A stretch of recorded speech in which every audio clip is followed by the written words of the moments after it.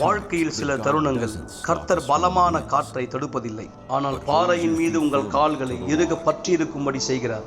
சில தருணங்கள் அவர் கடல் கொந்தளிப்பை நிறுத்துவதில்லை, ஆனால் உங்களோடு படகில் பிரயாணிக்கிறார், படகு மூழ்காதபடி. சில நேரங்களில் உங்களுடைய சுமைகள் இன்னும் அதிகரிக்க அவர் அனுமதிக்கிறார், ஆனால் உங்கள் கரங்களை பலப்படுத்துகிறார். உங்களின் வழிபாதையிலே அவர் உங்களுக்காய் காண்பிக்கிறார். இந்த நாள் முழுதும் நீங்கள் கடந்து சென்றது அவசியமான ஒன்று. நாளை வரப்போகிற காரியத்துக்கு நீங்கள் பலமாக இருக்கும்படி, உங்கள் விசுவாசத்தை பலப்படுத்தும்படி என்று. போராட்டம் இல்லாமல் வெற்றி இல்லை, முயற்சி இல்லாமல் பலன் இல்லை. பிற்பாடு நீங்கள் அறிந்து கொள்வீர்கள், உங்கள் ஒவ்வொரு அடியிலும் தேவன் உங்களை பாதுகாத்தார் என்று. அது நிமித்தம் நீங்கள் எப்பொழுதும் ஜெயம் கொள்ளுகிறவர்கள். தேவன் உங்கள் விசுவாசத்தின் அளவு எப்படியோ அப்படியே.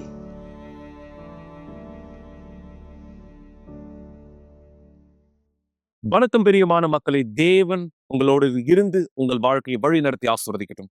இந்த இரண்டாவது வெள்ளிக்கிழமையின், இந்த வருடத்தினுடைய இரண்டாம் வெள்ளிக்கிழமையில் விசுவாசத்தில் நாம் இந்த கூட்டத்தில் இந்த இணைந்தவராய் பல மக்கள் தேவனுடைய விடுதலையை, தேவனுடைய ஆசீர்வாதத்தை, தேவனுடைய பதிலானதை பெற்றுக்கொண்டார்கள்.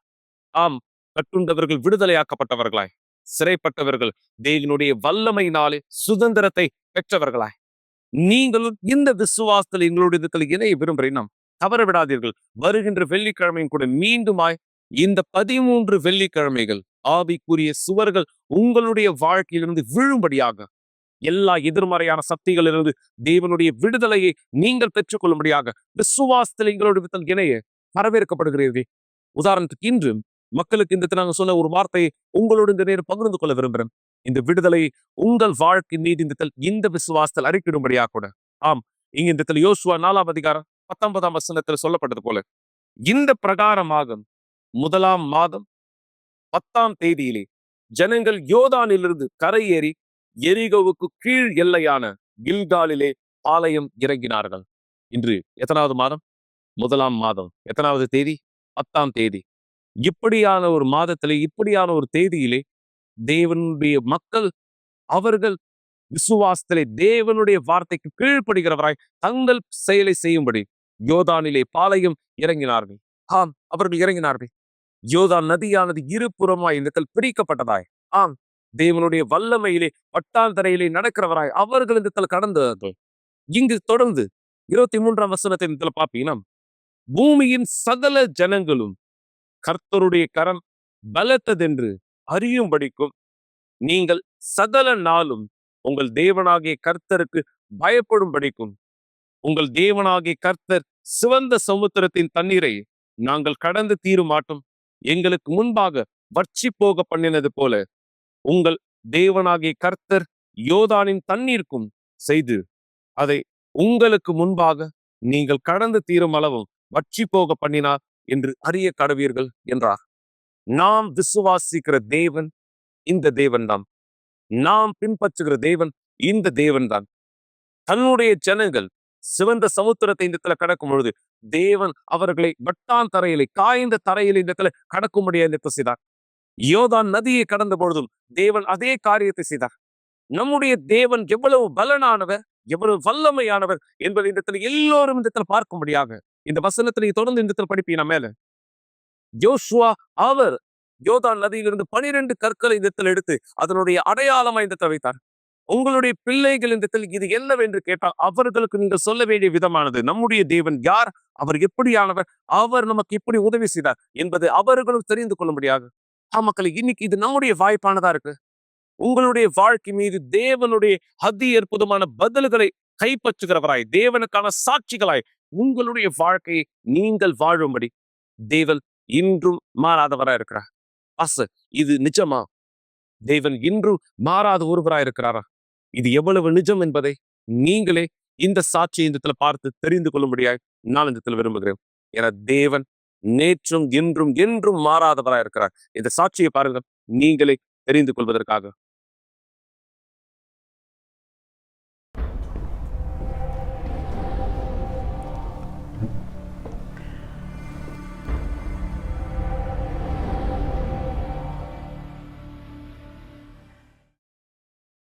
என்னுடைய ஆரோக்கியம் எப்பவுமே நல்லா இருக்கும். எனக்கு இது வரைக்கும் சரீரத்துல எந்த பிரச்சனையுமே வந்தது கிடையாது. நான் எப்பவுமே வேலை செய்வேன். என் வாழ்க்கை சாதாரணமான ஒரு வாழ்க்கையா இருந்தது. எனக்கு எந்த பிரச்சனையுமே என் உடம்புல இருந்தது கிடையாது. ஒரு நாள் எனக்கு ஒரு தலைவலி ஆரம்பிச்சது. அந்த தலைவலி வரும்பொழுது நான் மாத்திரை எடுத்துப்பேன். சாதாரணமா எல்லாரும் தலைவலிக்கு எடுத்துக்கிற மாத்திரை மாதிரி நான் எடுத்துக்கிட்டேன். நான் நினைச்சேன் இது சாதாரணமான ஒரு தலைவலின்னு. இத பத்தி நான் என் கணவர்ட்ட கூட சொல்லியிருக்கேன். எனக்கு தலைவலி வரும். நான் மாத்திரை எடுத்துப்பேன். கொஞ்ச நேரம் கழிச்சு இந்த வலி போயிடும். ஆனா ஒரு நாள் நான் என் கணவர்ட்ட வந்து சொன்னேன், என்னை எமர்ஜென்சி ரூமுக்கு கூட்டிட்டு போங்கன்னு. நான் அந்த எமர்ஜென்சி ரூம்ல இருக்கும்பொழுது அங்க எடுத்த போட்டோ தான் இது எல்லாமே. நான் ஒரு வருஷத்திலே அநேக தடவை இந்த மாதிரி இந்த எமர்ஜென்சி ரூமுக்கு போவேன். ஆனா அந்த வருஷத்துல நான் ஒரு நாள் உணர ஆரம்பிச்சேன். எனக்குள்ளாக என்னுடைய நாக்குல அந்த சுவையே தெரியாம போயிடுச்சு. நாக்குல எனக்கு சுவையே தெரியாம போயிடுச்சு. எனக்கு காது கேட்காம போயிடுச்சு. அதுக்கு பிற்பாடு எனக்கு பார்வையே இல்லாம போயிடுச்சு. கடைசியா என்னால எழுந்து நடக்க முடியாத நிலைமைக்கு நான் தள்ளப்பட்டேன். நான் எழுந்து நிற்பேன். ஆனா அந்த இடத்துல நான் தடுமாற ஆரம்பிச்சிருவேன். நான் சமைக்கிறதுக்காக கிச்சன் போவேன். நான் வந்து சாப்பிடணும்னு நினைப்பேன். ஆனா என்னுடைய வயித்துல நான் சாப்பிடுறது எதுவுமே நிக்காது. நான் கிச்சனுக்கு போகும்பொழுது நான் செவுரை பிடிச்சிட்டே இல்லை டேபிளை பிடிச்சிட்டே தான் நடப்பேன். அந்த ஸ்டவ் கிட்ட போற வரைக்கும் கிச்சனுக்குள்ள போற வரைக்கும் நான் இப்படிதான் நடந்தேன். நான் சமைக்கும் பொழுது பக்கத்துல இருக்க அந்த சிங்க் அது பக்கத்துல சாஞ்சு நிப்பேன். நான் கீழே விழுந்துராம இருக்கிறதுக்காக. என்னுடைய வேலையினால நான் அவங்களோட இருக்க முடியாது. சில நேரத்தில் அவங்க வீட்டில் தனியாக தான் இருப்பாங்க. அங்கே யாருமே அவங்களோட இருக்க மாட்டாங்க. சில நேரத்தில் யாராவது வந்து அவங்கள பார்த்துட்டு வேணா போவாங்க. நான் வேலையை முடித்து பிரயாணம் செஞ்சு வர்றதுக்கு ஒரு 3-4 நாள் ஆகும். நான் திரும்பி வரும்போது என்னுடைய மனைவியை நான் ஹாஸ்பிட்டலுக்கு கொண்டு போவேன். கொண்டு போகும்போது கூட அவங்க உடம்புல சக்தி இருக்காது. அவங்களால நடக்க முடியாது. எனக்கு தேவையானது எல்லாமே என் மனைவிக்கு என்ன ஆகுது? நீங்க கற்பனை செய்து பார்க்கக்கூடிய அளவுக்கு எல்லா டெஸ்ட்டுமே நான் எடுத்துட்டேன். நான் அந்த நேரம் ABPM electro cardiogram blood test எடுத்துட்டேன். எல்லா விதமான டெஸ்ட்டும் எடுத்தேன். ஹெச்ஐவி டெஸ்ட் கூட எடுத்தேன். எனக்குள்ள என்ன தப்பு நடக்குதுன்னு பார்க்கறதுக்காக. ஆனா எதையுமே என்னால கண்டுபிடிக்க முடியல. ஒரு நாள் டாக்டர் சொல்லியிருந்தார், எம்ஆர்ஐ ஸ்கேன் உங்களுக்கு எடுக்கணும் அப்படின்னு. என் முதுகுல நிறைய வலி எனக்கு ஏற்பட்டது. நான் நினைச்சேன் இது சாதாரணமான ஒரு முதுகு வலிதான்னு. என் தலைவலியோட சேர்த்து இந்த வலி எனக்கு மிகப்பெரிய வலியை கொடுத்தது. எனக்கு சரியா தூக்கம் வராது. என்னால தூங்கவே முடியாது. நான் தூங்க போனா கூட அது விடிய காலம் 4 மணியா இருக்கும். நான் தூங்கும்பொழுது ஒரு வினோதமான நிலையில படுத்து தூங்குவேன். நான் சேர்ல உட்காந்துட்டு என்னுடைய காலை பெட்ல நீட்டிட்டு தான் தூங்குவேன். அது மட்டும்தான் எனக்கான சரியான நிலையை போல தோணுச்சு. என்னுடைய தலையை பின்னாடி சாய்ச்சிக்கிறதுக்காக. தலகாணி வச்சு என்னால படுக்க முடியாது. அப்படி நான் படுத்தேன்னா என்னுடைய பின்புறம் இருக்க தலையில பயங்கரமான வலி ஏற்படும். டாக்டர் சொல்லியிருந்தாரு, நீங்க வந்து எம்ஆர்ஐ ஸ்கேன் எடுக்கணும் அப்படின்னு. நான் அந்த ஸ்கேன் எடுத்து நரம்பு சம்மந்தப்பட்ட டாக்டரை பார்க்கும்படியாக நான் அப்பாயின்மெண்ட் வாங்கினேன். அப்ப அவர் எனக்கு சொல்லியிருந்தாரு, எனக்கு ஒரு கட்டி வந்திருக்கு அப்படின்னு. அதோடைய பேர் மெனின்கியோமான்னு சொல்லியிருந்தாரு.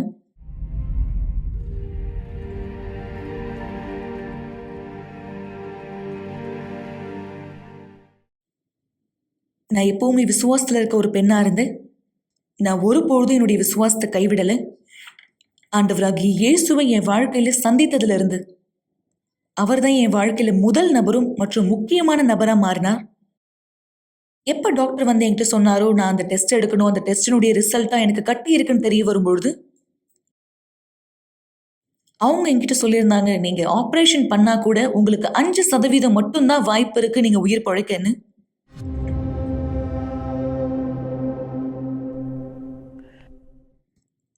அவங்க என்கிட்ட சொல்லியிருந்தாங்க, நீங்க ஆப்ரேஷன் பண்ணிக்கிட்டா கூட அதுக்கு பிற்பாடு நிறைய பாதிப்புகள் உங்களுக்கு வர ஆரம்பிக்கும்னு.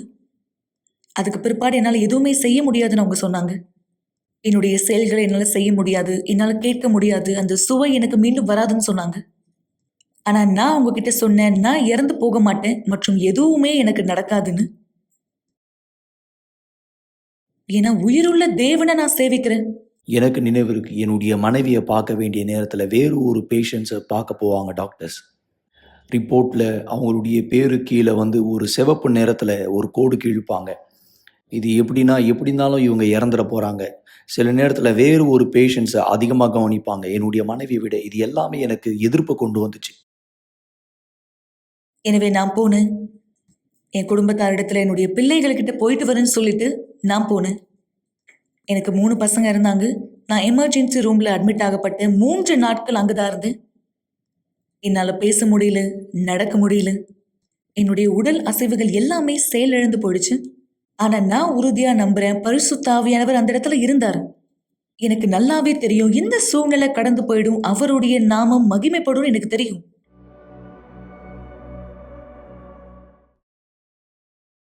நான் உடம்பு சரியில்லாம இருந்த அந்த நேரம் பிசாசு எப்பவுமே யோசனையை கொண்டு வருவான், உன்னால இதை ஜெயித்து வரவே முடியாதுன்னு. எல்லா நேரமுமே தோல்விகரமான எண்ணம், நான் சீக்கிரமா சாக போறேன்னு. ஆனா நான் எப்பவுமே அந்த மாதிரி அசுத்தமான யோசனை வரும்போது எதிர்த்து நிற்கிற ஒரு பெண்ணா இருந்து நான் அந்த யோசனையை எதிர்த்து சொல்லுவேன், இல்ல நான் உண்மையாகவே உயிர் வாழ்வேன்னு. தேவனுடைய நாமத்தை நான் என் வாழ்க்கையில மகிமைப்படுத்துவேன். பரிசுத்த ஆவியானவர் எனக்குள்ள இருப்பாருன்னு நான் சொன்னேன். எனக்குள்ளாக பரிசுத்த ஆவியானவர் இருந்தா நான் ஏன் இந்த சூழ்நிலையை ஏற்றுக்கொள்ளணும்? 3 நாளுக்கு பிற்பாடு நான் ரெட் ஜோன் எமர்ஜென்சி ரூம்ல அட்மிட் ஆயிருந்தேன். டாக்டர் வந்தாரு. அவர் சொன்னாரு, இப்ப எனக்கு அவரை சிகிச்சை செய்ய போறாருன்னு.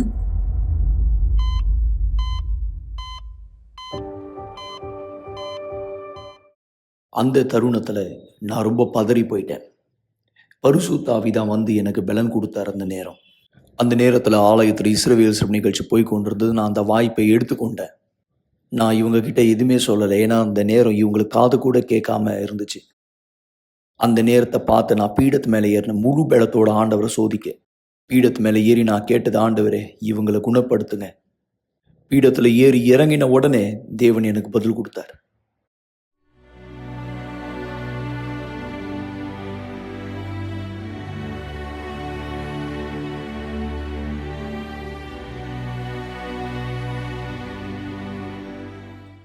அதுக்கு பிற்பாடு டாக்டர் வந்து ஐசியூக்குள்ள போனாரு. அங்க இருக்க பேஷண்ட்லாம் எப்படி இருக்காங்கன்னு பாக்குறதுக்காக அவர் அங்க என்ன பார்த்தார்.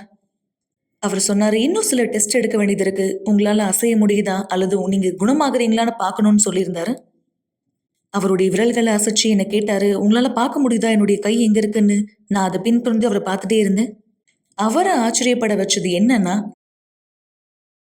நான் பேசின சத்தத்தை அவர் கேட்கும் பொழுதுதான்.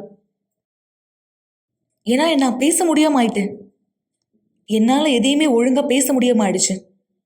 அவர் அந்த நேரம் சொன்னாரு, சரி நீங்க சரியாயிட்டீங்க, நீங்க உண்மையாகவே முழுமையா குணமாயிட்டீங்கன்னு சொன்னாரு.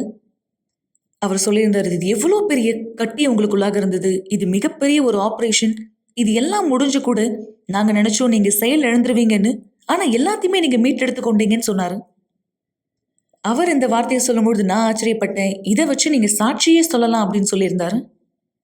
நான் நடக்க ஆரம்பிக்கும் பொழுது அங்கிருந்த பிசியோதெரபிஸ்ட் என்னை பார்த்து ஆச்சரியம் அடைந்தாங்க. ஏன்னா ஒருத்தவங்களுக்கு மூளையில கட்டி வந்திருந்ததுன்னா ஒரே இரவுல எல்லாவற்றையும் அவங்க மீண்டுமாக எடுக்க முடியாது.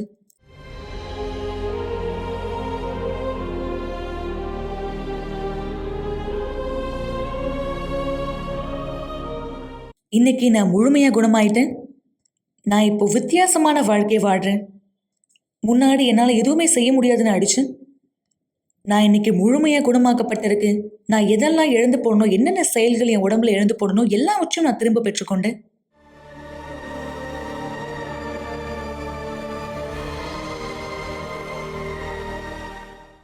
எனக்குள்ளாக இருக்க பரிசுத்தாவிக்கு நான் நன்றி சொல்றேன். பீடத்திலிருந்து எனக்காக வந்த வல்லமைக்காக.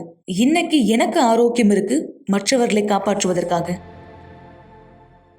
நல்லது மக்களே, நீங்க தெரிந்து கொண்டீங்களா? இந்த நபருக்கு தேவன் இந்த இடத்துல எப்படியாக உதவி செய்திருக்கிறார் பாருங்க.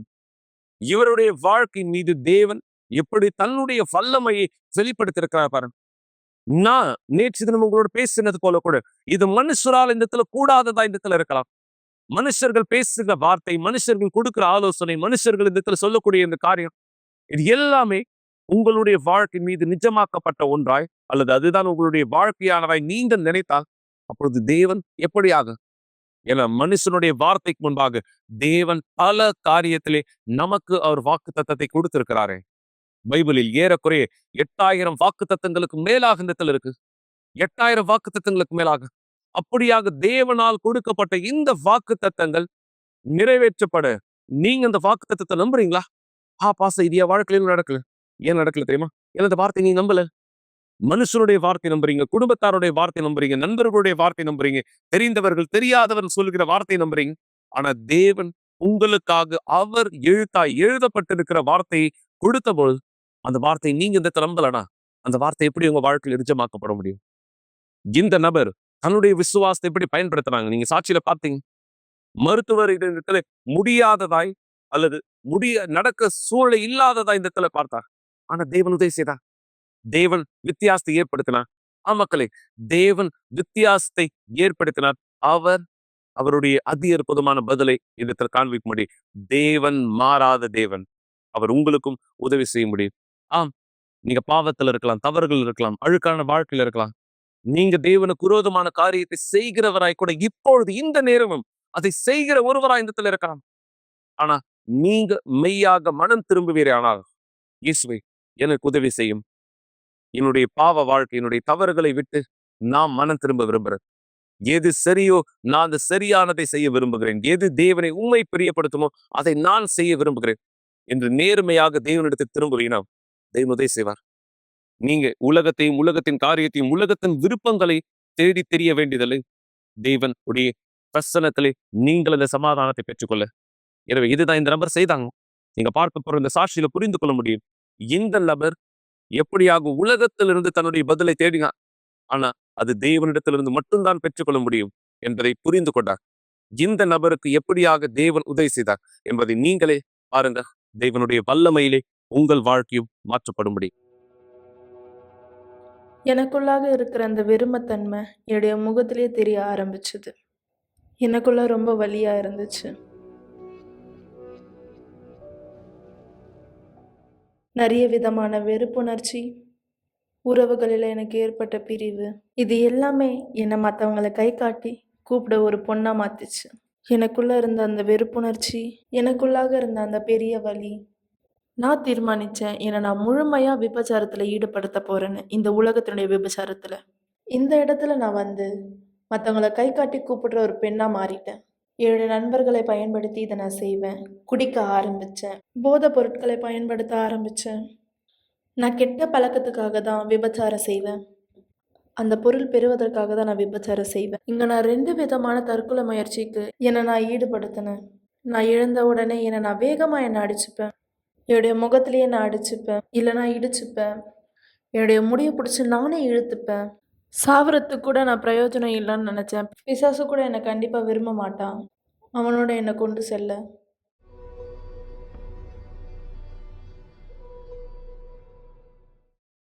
நான் பாத்ரூமில் இருக்கும்போது அழுவேன், தனியாக இருக்கும்போது தான் அழுவேன், விபச்சாரம் செஞ்சுட்டு இருக்கும்போது கண்ணீர் விட்டு அழுவேன். எனக்கு தெரியல, எனக்கு உண்மையாகவே தெரியல அந்த நேரம். அப்போ தான் நான் ஒரு ப்ரோக்ராம் ஆரம்பித்தேன். கிட்டத்தட்ட காலையில் 5 மணிலேருந்து சாயங்காலம் 6 மணி வரைக்கும். பிற்பாடு நான் வீட்டுக்கு போனதுக்கப்புறம் என்கிட்ட இருக்கிற எல்லா சோப்பையும் எடுத்து நான் குளிக்க ஆரம்பித்தேன். நான் நினச்சேன், ரொம்ப அழுக்காக இருக்கேன், அழுக்காக இருக்கிறது போல் உணர்றேன். எப்படி இருந்துச்சுன்னா, ஒரு புழுதியில் நான் போய் படுத்து எந்திரிக்கும்போது அந்த புழுதி உடம்ப விட்டு போகாமல் இருக்கும்போது எப்படி இருக்குமோ அந்த மாதிரி நான் உணர்ந்தேன். ரொம்ப மோசமான விஷயம். நான் அழுக்காக இருக்கிறது போல் உணர்ந்தேன். அந்த நேரமானது யாராச்சும் என்னை குத்தி கொல்ல மாட்டாங்களா அப்படின்னு நான் நினச்சேன். அப்போ ஒரு நேரம் வந்துச்சு. என்னுடைய முன்னாள் கணவர் விபச்சாரம் செய்கிற இடத்தினுடைய முதலாளியாக இருந்தார். நான் நினச்சேன், அந்த நேரமானது எனக்கு சமாதானம் வரணும், நான் இனிமேலும் பிரச்சனையோட இருக்க போகிறதில்ல. அந்த நேரம் எனக்கு மோசமாக இருந்துச்சு தவிர சரியாகலை. ஏன்னா அந்த உறவு, முன்னாடி இருந்த அந்த உறவு, நான் அதில் செதைச்சு போயிட்டேன். அவரோடு இருந்த அந்த உறவு, என்னால் யாரையும் அன்பு செய்ய முடியல, என்னால் யாரையும் பார்க்க முடியல, யாரும் என்னை அன்பு செய்யலை. என்னுடைய 26 வயசில் உலகத்தின் வழியில் போயிட்டு இந்த மாதிரி மாற ஆரம்பித்தேன். இந்த மாதிரி உடல் பயிற்சி செஞ்சு என்னை அழகுபடுத்திக்கிறதுக்காக. இதெல்லாம் எதுக்கு செஞ்சேன்னா, எனக்குள்ளே இருக்கிற அந்த வெறுமையை மறைக்கிறதுக்காக. என்னுடைய உடம்பை நான் ஃபிட்டாக மாற்றிக்கிட்டேன். என்னுடைய அம்மா கேட்டாங்க, என்ன ஆச்சு உனக்கு, ஏன் இப்படிலாம் செய்கிற, என்ன ஆச்சுன்னு கேட்கும்போது நான் அதை சொல்ல விரும்பலை. எனக்குள்ளே இருந்த அந்த வெறுமையை நான் மறைக்க தான் நினச்சேன். அந்த நேரமானது நான் பயன்படுத்தின பொருட்கள் ரொம்ப ஆபத்தான பொருட்கள். நான் ஸ்டெராய்டை பயன்படுத்த ஆரம்பித்தேன். ஏன்னா என் உடம்ப நான் ஃபிட் ஆகிக்கணும்னு நினச்சேன். உங்களுக்காக ஒரு மனுஷன் இங்க இருக்காரு. அவர் உங்ககிட்ட பேச விரும்புறார். என்னுடைய பேர் டானின் மோலின். நான் வந்து உடற்பயிற்சியை கற்றுக் கொடுக்குற ஒரு ஆள். இவங்க என்னை அழைச்சாங்க. அவங்களுடைய உடலுக்கு நான் உடற்பயிற்சி கொடுக்க. அந்த நேரம் நிறைய இவங்க ஆஸ்ட்ராய்டு எடுக்க ஆரம்பிச்சாங்க. அவங்களுடைய உடலை இன்னும் அதிகமாக ஏற்றுறதுக்காக. அது மட்டும் இல்லை, இவங்க நிறைய விதமான போதைப் பொருட்களோட பயன்படுத்தினாங்க. நான் என்னை கண்ணாடியில் பார்த்து நான் நினச்சிருக்கேன், இது நான் கிடையாது கண்டிப்பாக. விபச்சாரம் என்னை நிரப்பல, நான் செய்த உடற்பயிற்சியும் என்னை நிரப்பல, எதுவுமே என்னை நிரப்பல. அதுக்கு பதிலாக என்னுடைய யோசனையில் எப்போவுமே ஒரு குரல் கேட்டுகிட்டே இருந்துச்சு. பஸ்ஸுலேருந்து விழுந்துரு, ட்ரெயின்லேருந்து மேலே இறங்கி விழுந்துரு, கீழேருந்து குதிச்சிடு, உனக்குள்ளே சமாதானம் வரும், நீ இறந்துட்டனா. ஏன்னா எனக்குள்ளே சமாதானம் இல்லை. ஏன்னா என்னுடைய எண்ணத்தில் எப்பொழுதுமே ஒரு இரைச்சலானது கேட்டுகிட்டே இருந்துச்சு.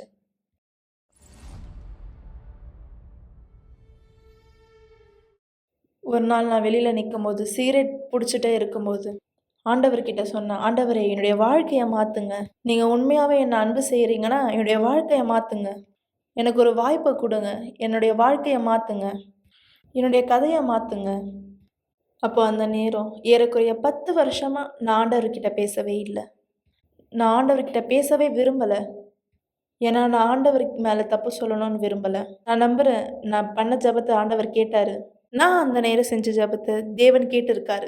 எனக்கு உடற்பயிற்சி சொல்லி கொடுத்த அந்த டேனியல் கொஞ்ச நாளாக காணாமல் போயிட்டாரு. கொஞ்ச நாட்கள் பிற்பாடு நான் திரும்பி அவரை பார்த்தேன். அவர் வித்தியாசமாக இருந்தார். அவர் உண்மையாகவே வித்தியாசமாக தெரிஞ்சார். அப்போ அவர் என்கிட்ட வந்து சொன்னார், ஆலயத்தில் கெட்ட பழக்கங்களை விடுவதற்கான கூட்டங்களை நான் கலந்துக்கிட்டேன் அப்படின்னாரு. அப்போ எனக்கு ஆர்வம் வந்தது, நானும் போய் அந்த கூட்டத்தில் கலந்துக்கணும் அப்படின்னு.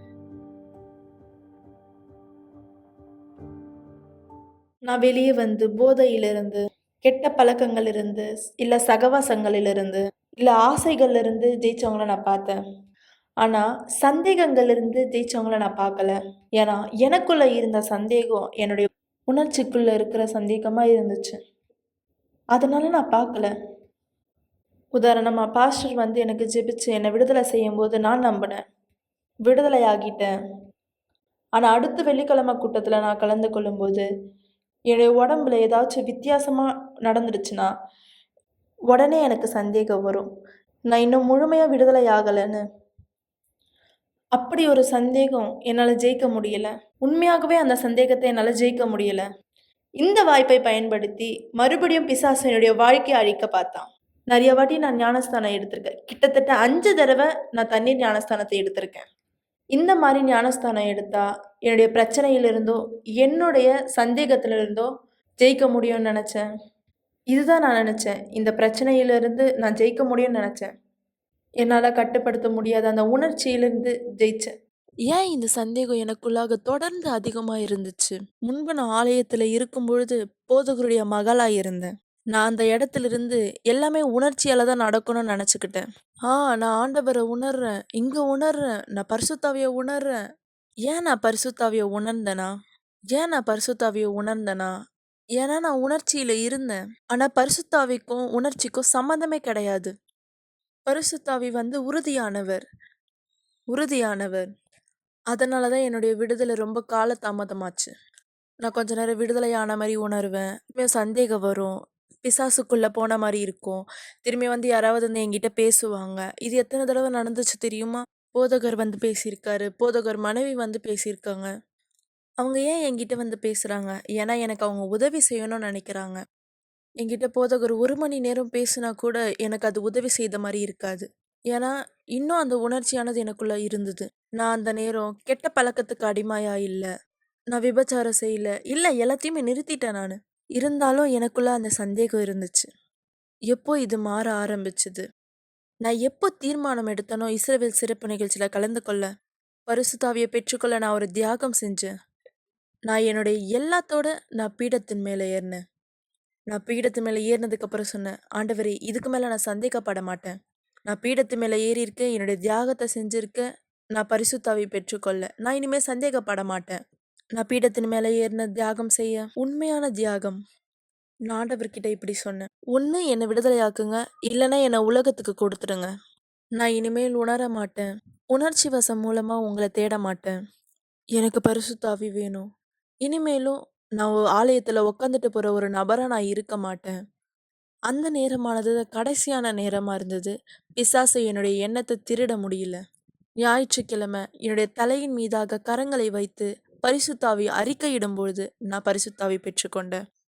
அந்த நேரமானது நான் எதையும் உணரல. அதான் நான் ஆண்டவர்கிட்ட கேட்டது, தேவனே, உங்களை நான் உணர்ச்சியோட தேட மாட்டேன். உம்முடைய பரிசுத்தாவி பெற்றுக்கொள்ள எனக்கு உறுதி தேவை. அவருடைய கரங்களை என்னுடைய தலையின் மீதாக வைக்கும்போது நான் பரிசுத்தாவி பெற்றுக்கொண்டேன். ஆலயத்திற்கு வருவதற்கு முன்பாக பரிசுத்தாவி இருக்கின்ற அந்த உறுதி நான் கொண்டு வந்த உறுதியாய் இருந்தது. அது தேவனால கொண்டு வந்த உறுதி கிடையாது. அதுதான் எனக்கு வித்தியாசமா நடந்தது. என்னுடைய தலையின் மீதாக கரங்களை வைத்து அறிக்கையிட்டு நான் பரிசுத்தாவி பெற்றுக்கொள்ளும்போது எனக்குள்ளாக தீர்மானம், முடிவு, பலன்,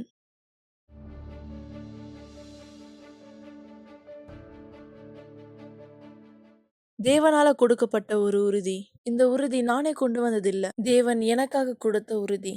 நான் கிட்டத்தட்ட 3 வருஷமா இந்த ஆலயத்துல இருந்தேன். எனக்குள்ளாக எப்போ பரிசுத்தாவி வரப்பட்டதோ, நான் உணர்ச்சியில பரிசுத்தாவி தேடாம எப்போ விசுவாசத்துல தேடி பெற்றுக்கொண்டேனோ, அப்போ எல்லாமே கட்டப்பட்டுச்சு. என்னுடைய சிந்தனையில சமாதானம் உண்டாச்சு.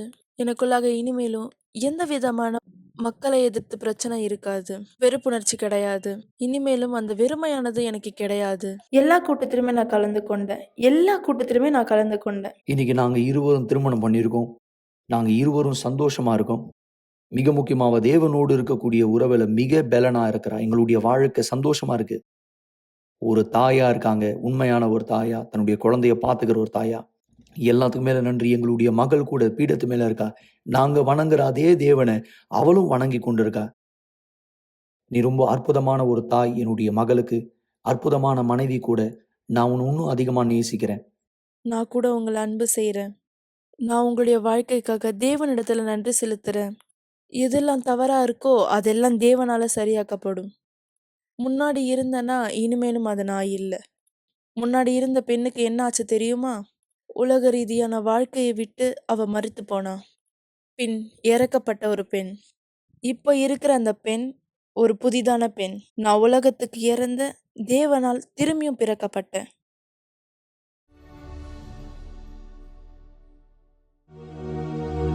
ஒரு கிளாஸ் தண்ணீரை ஆயத்தப்படுத்திக் கொள்ளுங்கள் அல்லது தொலைக்காட்சிக்கு அருகாமையிலே வாருங்கள். இந்த நேரம் உங்களுக்கான ஒரு சிறப்பு ஜெபத்தை நாம் செய்ய போகிறோம். என் ஆண்டவராகிய இயேசுவே, என் தேவாவியானவரே, இதோ இந்த நேரம் விசுவாசத்தில் இவர்கள் யாரெல்லாம் என் தேவனை தன்னுடைய பாவத்தின் வாழ்க்கையை அழித்து உம்மோடு புது வாழ்க்கை இந்த தொடங்கி விடுதலை இந்த பார்க்க விரும்புகிறார்கள்.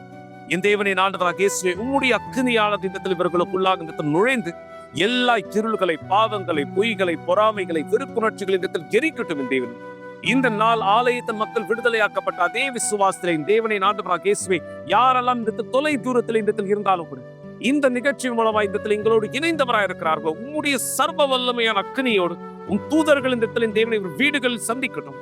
செய்வனையினால், சாபத்தினால், பொறாமையினால், அசுத்தங்களால் இந்த பாதிக்கப்பட்டிருக்கிற இவர்கள் விடுதலையாக்கப்பட இந்த அசுத்தத்தினுடைய வேலைகள் கட்டப்படுத்தும். தேவனே, என் ஆண்டவராகிய இயேசுவே, இதோ உம்முடைய பலனான கைகளில் இந்த மக்களது வாழ்க்கைக்கான விடுதலையை இந்த அறிக்கிறேன்.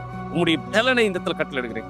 என் தேவனை ஆண்டவராகிய இயேசுவே, இந்த வருடம் மீண்டும் அதே போன்று இன்னொரு வருடமாய் அவமானமும் வலியும் வேதனை நிறைந்த வாழ்க்கையை இராம இந்த இவருடைய வாழ்க்கைக்கு வித்தியாசத்தை ஏற்படுத்துகிற வருடமாய் இவர் உம்மோடு உம்முடைய விருப்பத்தை செய்கிறவராய் வித்தியாசத்தை கைப்பற்றுகிறவராய் இவர் மீது இந்த விடுதலையை, குணமாக்கலை, ஆசீர்வாதத்தை அறிக்கிறேன். எங்கள் தேவனும் சர்வ வல்லவருமாய் இருக்கிற ஆண்டவராகிய இயேசு கிறிஸ்துவின் பெயரால் பரிசுத்த ஆவியானவரே உதவி செய்வீராக, வழி நடத்தி ஆசீர்வதிப்பீராக.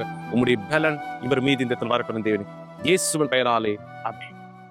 தேவன் உங்களுக்கு உதவி செய்த மக்களே, மிக நிச்சயம் எப்படியாக ஜனங்கள் தன் விசுவாசத்தினால் தேவனுடைய அதி அற்புதமான பதிலை இடத்தில் பார்த்தார்கள், இந்த சாட்சியிலும் பார்த்தது போல நீங்களும் தேவனுடைய நாமத்தை மகிமைப்படுத்துகிற சாட்சிகளாய் திரும்புவீர்கள். அவருடைய வல்லமையில் உங்கள் ஒவ்வொருத்தருடைய வாழ்க்கையும் அதி அற்புதமான வாய்தத்திற்கு இருக்கும்படி தேவன் உங்களை, உங்களுடைய வீட்டையும், உங்களுடைய வாழ்க்கையும் வழி நடத்துவாராக, ஆசீர்வதிப்பாராக. நாளை சந்திக்கிறேன். விசுவாச தேவன் உங்களை நடத்தட்டும். இயேசுவின் பெயராலே.